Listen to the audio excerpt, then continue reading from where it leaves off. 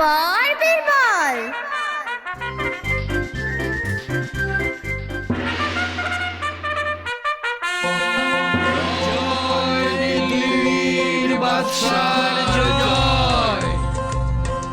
জাহাপনা, আপনার বিদেশ সফর কেমন হলো? কোনো অসুবিধে হয়নি তো? বাবা, খুব ভালো বীরবল, খুব ভালো। কতদিন পরে যে একটু ঘুরতে বের হয়েছিলাম, মনটা একেবারে শান্তি হয়ে গিয়েছে। তা শোনো, আমি তোমার আর মন্ত্রীর জন্য একটা উপহার এনেছি। উপহার? কি উপহার জাহাপানা? আছে আছে, দাঁড়াও। এই, কে আছিস? আজ্ঞে জাহাপনা। মন্ত্রী আর বীরবলের জন্য উপহার দুটো নিয়ে আয়। জি হুজুর।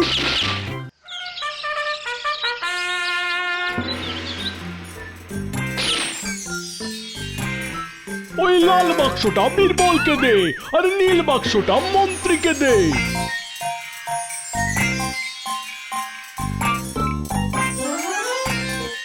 খুলে দেখো।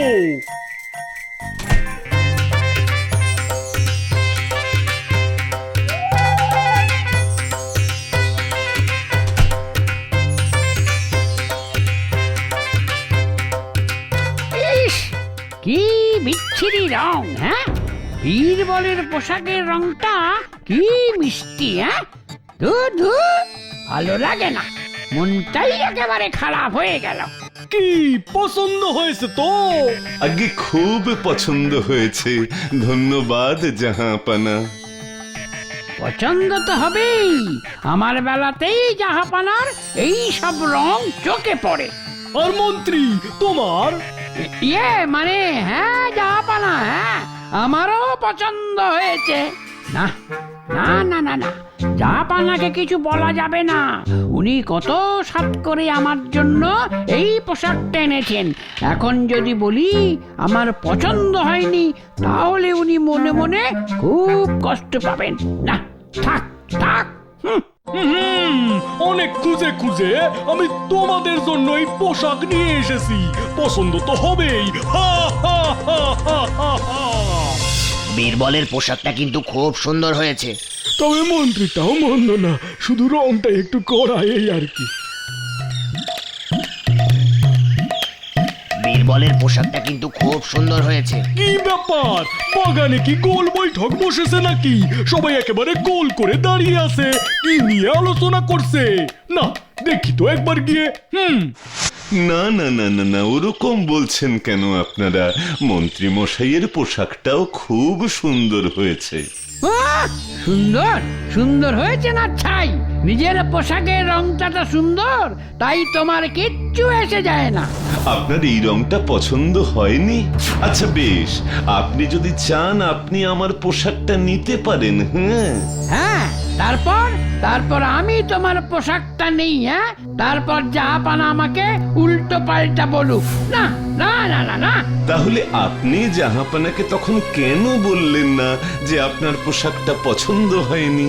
বলিনি, কারণ জাহাপানা মনে মনে কষ্ট পাবেন, তাই মিথ্যে কথা বলেছি। কি মিথ্যে কথা বলা? এত বড় সাহস! তুমি আমাকে মিথ্যে কথা বলেছো? ইয়ে না মানে, জাহাপানা, এই আপনি। আমি সব শুনেছি। তোমার পোশাকের রংটা পছন্দ হয়নি, তুমি আগেই বলতে পারতে।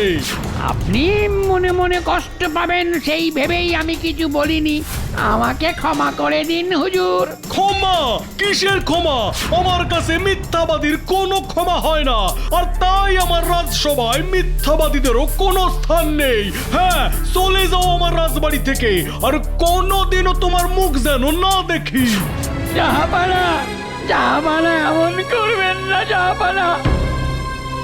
আমার পরিবার না খেয়ে মরে যাবে জাহাপানা। জাহাপানা, জাহাপানা, এত বড় একটা সিদ্ধান্ত নেবার আগে একটু ভেবে দেখুন। আমার যা ভাবার ভাবা হয়ে গিয়েছে। আমার রাজসভায় কোনো মিথ্যেবাদীর জায়গা নেই।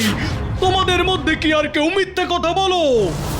আরে বাবা, এখন যদি আমরাও বলি আমরা মিথ্যে কথা বলি, তাহলে তো জাহাপনা আমাদের রাজবাড়ি থেকে বের করে দেবে। না না জাহাপনা, আমরা কেউ মিথ্যে কথা বলি না। মনে রেখো, কেউ যদি মিথ্যে কথা বলো তাহলে তার অবস্থা ওই মন্ত্রীর মতোই হবে। কথাটা যেন মনে থাকে। না, জাহাপানা একদম ঠিক কাজ করলেন না। আমাকে জাহাপানার এই ভুলটা ভাঙিয়ে দিতেই হবে।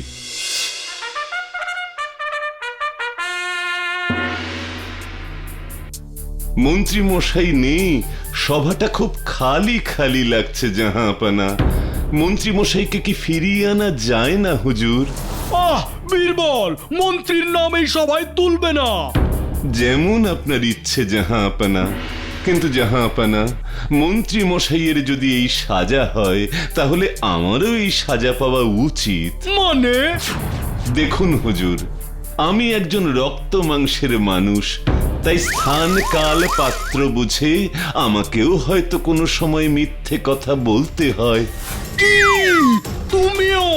আগে হ্যাঁ জাহাপানা। তাহলে তুমিও আমার রাজ্য থেকে বেরিয়ে যাও। যে মিথ্যে বলে তার কোনো স্থান নেই আমার রাজ্যে।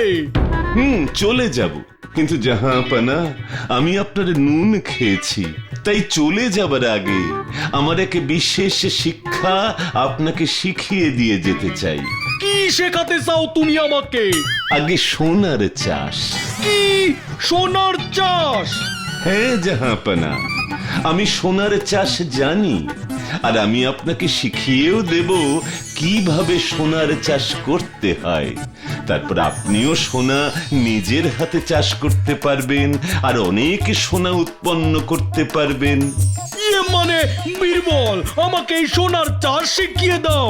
হ্যাঁ, কালকের মধ্যেই আমাকে সোনার চাষ শিখিয়ে দেবে, বুঝলে? ঠিক আছে জাহাপানা, এর জন্য আমার 50 গ্রাম সোনা লাগবে। তোমার যা যা দরকার সব পাবে তুমি। তুমি শুধু আমাকে সোনার চাষটা শিখিয়ে দাও। উফ, ভাবা যায় আমি সোনার চাষ করব। আমার যে আর তর্স হইছে না। ঠিক আছে হুজুর, কাল সকালে রাজসভার সবাইকে নিয়ে আপনি চলে আসবেন আপনার বাগানের পেছনের ফাঁকা জমিতে। ওইখানেই হবে সোনার চাষ।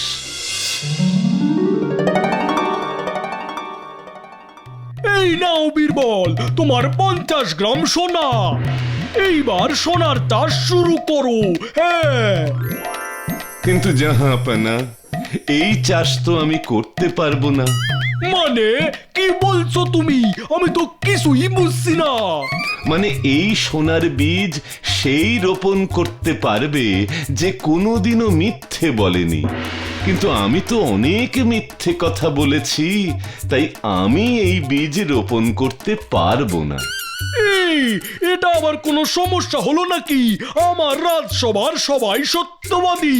হ্যাঁ, কই এসো দেখি বীজগুলো রোপণ করে দাও। মানে যাব না, আমি ওই মাঝে মধ্যে দু একটা মিথ্যে কথা বলে থাকি। ও, তুমি এসো। আমি মাঝে মধ্যে ওই আর কি।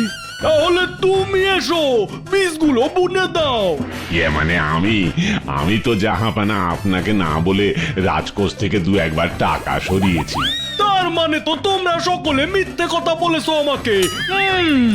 জাহাপানা, এইখানে যারা আছে সবাই মিথ্যে কথা বলেছে কোনো না কোনো সময়, কিন্তু আপনি তো কোনোদিনও মিথ্যে কথা বলেননি।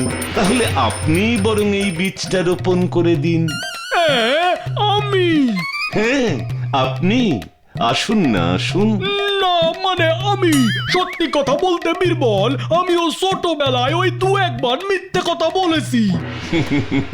তাহলে এখন বুঝলেন তো, সবাই জীবনে একবার না একবার মিথ্যে কথা বলে।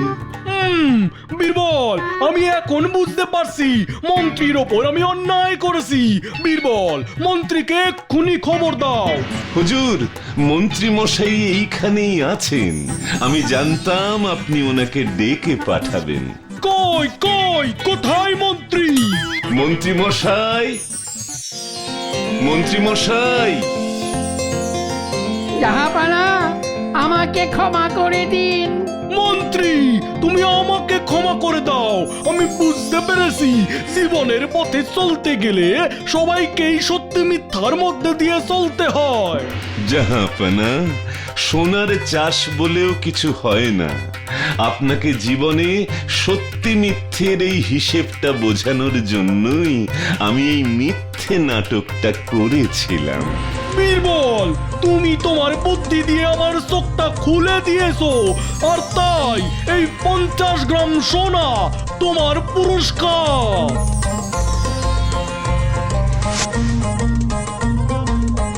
ধন্যবাদ জাহাপনা, ধন্যবাদ।